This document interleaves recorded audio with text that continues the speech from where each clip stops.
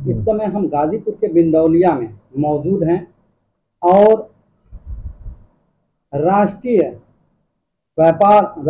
आदर्श व्यापार मंडल के अध्यक्ष अनीश जी के यहाँ मौजूद हैं। यहाँ पर इनका मुख्यालय भी है व्यापार मंडल का। तो आज इस पर्पज से हम लोग उपलब्ध हुए हैं कि किस तरह से व्यापारी बंधुओं को सुरक्षा दिया जाए और किस तरह से उनको इनके बारे में बताया जाए कि इनका हक क्या है और क्या होना चाहिए। तो एक बहुत ही अच्छा जनाब अनीस अहमद साहब ने एक शासन प्रशासन को भी लेटर भेजा है और उसका नाम जो है कार्यक्रम का व्यापारी सुरक्षा संवाद ये होना चाहिए। आखिर संवाद की कमी की वजह से लोग एक दूसरे से दूरी बनाते जा रहे हैं और उस तरह की बातें नहीं आ रही हैं जिस तरह से आनी चाहिए, जिस तरह से व्यापारियों को अपने हक के बारे में मालूम होना चाहिए, यह दूरी की वजह से ही नहीं हो पा रही है। तो अनीस साहब जी, आपका बहुत बहुत इस्तकबाल है हमारे चैनल पर कि आप एक बार फिर ये बातें लेकर आएँ कि व्यापारी सुरक्षा संवाद होना चाहिए। तो इसमें किस तरह का कदम आपने बढ़ाया है? सबसे पहले तो मैं आपके चैनल का दिल से स्वागत करता हूं कि व्यापारी सुरक्षा जैसे गंभीर विषय पर चर्चा के लिए आप मेरे मुख्यालय राष्ट्रीय आदर्श व्यापार मंडल पे आए हैं और मैं आपका आभारी भी हूं और आपके चैनल का भी आभारी रहूंगा। आज हम उस वर्ग के बारे में बात करेंगे जो देश की अर्थव्यवस्था की रीढ़ की हड्डी है, जैसे व्यापारी वर्ग। लेकिन जब वही वर्ग असुरक्षित महसूस करे तो यह केवल एक समुदाय नहीं, पूरे देश का नुकसान होता है। आइए समाधान की ओर बढ़ते, शिकायतों से नहीं सुझाव से आगे बढ़ते हैं। और व्यापारी सुरक्षा संवाद जो राष्ट्रीय आदर्श व्यापार मंडल की तरफ से आयोजन किया जाएगा पूरे जनपद गाजीपुर में, इनका मुख्य उद्देश्य है कि हम अपने व्यापारियों को जागरूक करेंगे। हम अपने व्यापारियों को जागरूक करेंगे राष्ट्रीय सुरक्षा संवाद के जरिए, जिसका हमने पत्र जो है डीआईजी महोदय वाराणसी को भी भेजा है, मेल किया है और एसपी गाजीपुर को भी मेल किया है। आपके चैनल के माध्यम से हमने दिखाना चाहेंगे कि ये जो है हमने मेल किया है डीआईजी महोदय वाराणसी और एसपी गाजीपुर साहब को भी, और उनको भी हमने आमंत्रित किया है। चूंकि व्यापारियों की समस्याओं में पुलिस प्रशासन की बड़ी भूमिका होती है, क्योंकि कोई भी घटनाएं व्यापारियों के साथ घटती है तो वो चोरी, हत्या, छिनैती, तो हमें लगता है कि ज्यादा से ज्यादा जो भी मदद हमारी पुलिस प्रशासन ही करता है। ऐसे तो उत्तर प्रदेश सरकार भी हमारी मदद करते हैं और डीएम महोदय भी काफी मदद करते हैं व्यापारियों की, लेकिन सबसे ज्यादा अगर देखा जाए तो भूमिका जो है वो है जिला पुलिस प्रशासन की। तो हम जिला पुलिस प्रशासन से इस संवाद में उपस्थित रहने के लिए गुजारिश किया है कि व्यापारी सुरक्षा संवाद में और जो है पुलिस प्रशासन का भी सहयोग मिले। देखिए, सबसे बड़ी चीज ये है कि आज के परिवेश में व्यापारी वर्ग जो है बहुत सी चीजों को उनको जानकारी नहीं है। वो सिर्फ टैक्स पेयर ही नहीं है।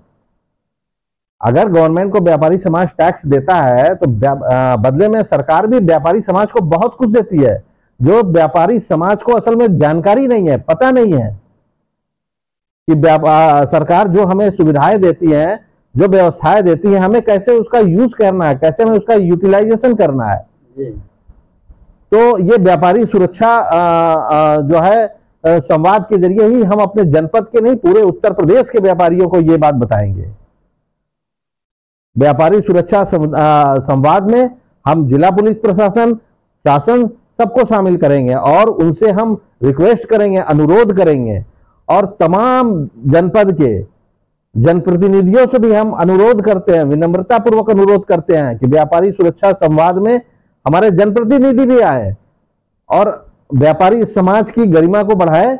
दूसरी सबसे बड़ी चीज यह है, पुलिस प्रशासन भी उस पर आएगा और व्यापारी सुरक्षा संवाद में व्यापारी की बहुत सी समस्याएं हैं जिन पर जो है हमें व्यापारियों को बताना है, समझाना है। बहुत सी महिला उद्यमी हैं जिनको अपने हक की आवाज नहीं उठा पाती हैं, उनका भी शोषण होता रहता है। युवा व्यापारी जो हैं उनका भी कहीं ना कहीं शोषण होता है, उन्हें भी सरकार की तरफ से इस समय जैसे मुद्रा योजना चल रही है, ये सरकार की महत्वाकांक्षी योजनाएं हैं जिन्हें हमें जानकारी नहीं है।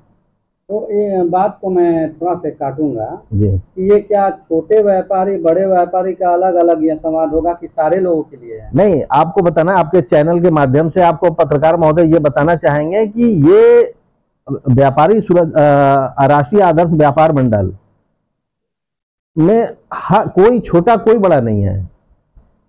एक ठेले वाला भी व्यापारी है, एक शॉपिंग मॉल वाला भी व्यापारी है। जितनी शिद्दत ईमानदारी से हम एक ठेले वाले की भी लड़ाई लड़ते हैं हमारा संगठन, उसी तरह एक बड़े व्यापारी की भी हम लड़ाई लड़ते हैं। यानी ये सारे लोगों के लिए, ये जरूरी नहीं है कि व्यापार का मतलब चाहे वो छोटा हो चाहे वो बड़ा हो। तो ये बहुत अच्छी बात है। तो ये कब तक होगा या कैसे होगा? ये इसके बारे में हम आपको बता दें, आज हमने डीआईजी महोदय को, एसपी गाजीपुर को मेल कर दिया है।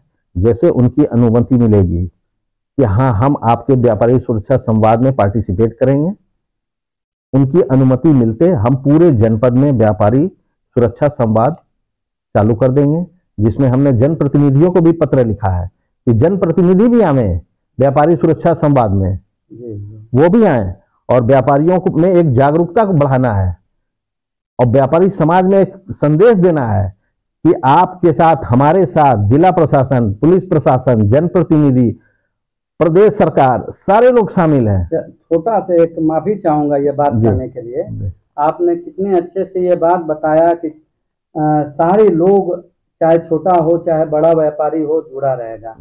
लेकिन हम बताते चले, अभी हाल ही में एक कचहरी रोड पर एक कपड़े का दुकान था, जल गया।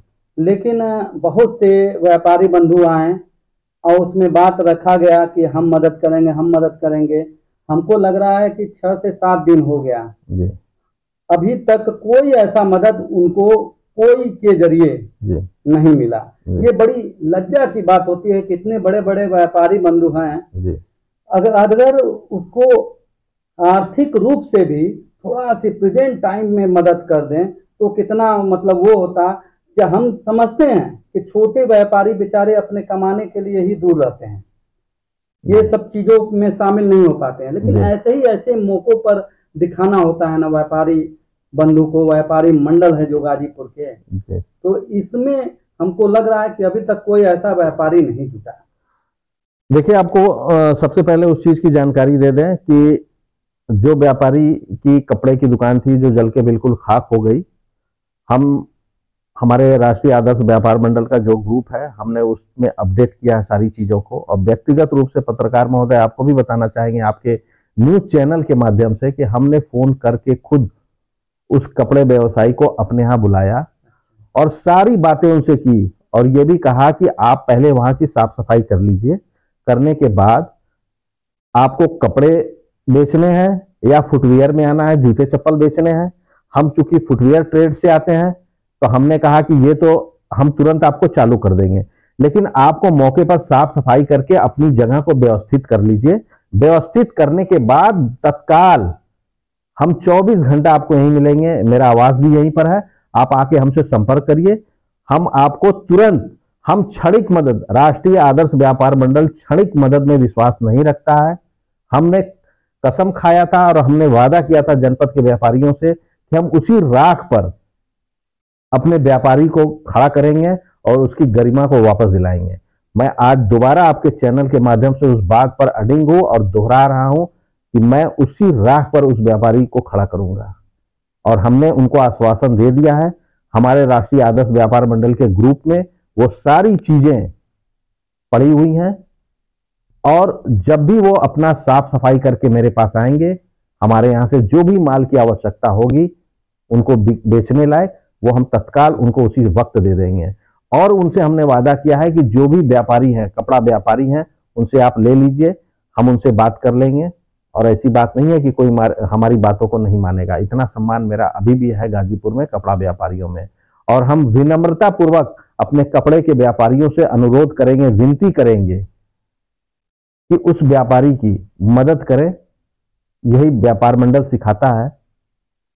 चलिए, इतना भी हो जाएगा तो बहुत है जी। हम बस थोड़ा सा ये चाह रहे थे कि एट अ प्रेजेंट टाइम कुछ वैसा हो जाता, एक ठेला टाइप का भी जुगाड़ उसका हो जाता कि कम से कम उस पर वो लाकर वो कर सके। फिर भी आपने कोशिश किया, इसके लिए बहुत बहुत आभार।